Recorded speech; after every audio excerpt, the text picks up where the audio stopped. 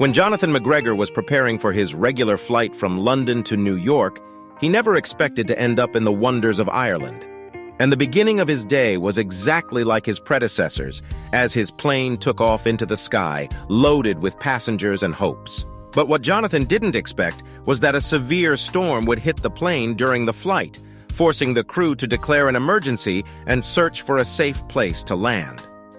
While strong winds were blowing the plane and manipulating it in the sky, the crew decided to land as close as possible, and the crew was unable to control the storm-affected plane, so it fell into the sea near one of the remote islands of Ireland. When Jonathan regained consciousness after landing, he found himself trapped in the plane that was flooded with water, and everyone on board had died. It was raining heavily and the wind was blowing against the trees of the island. He knew he needed to find a shelter and a way to survive. Jonathan begins to wander the island and soon finds a large, rocky grotto that can provide him with shelter from storms. He decided to make it his temporary residence. He used his survival skills gained from his previous wilderness excursions to build a temporary shelter inside the cave. Days and weeks passed, and Jonathan was fighting for his life. He had to search for food and water, and he was fishing and gathering wild fruits.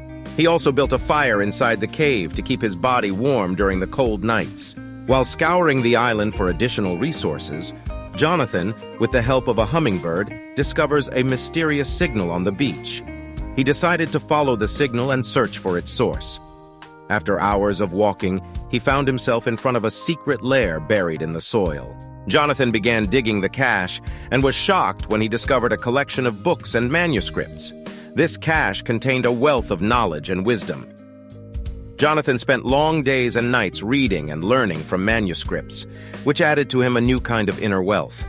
After several months have passed, and one morning, while he was asleep, he heard the sound of an approaching plane, so he hurried to light the fire in order to draw the attention of the plane crew.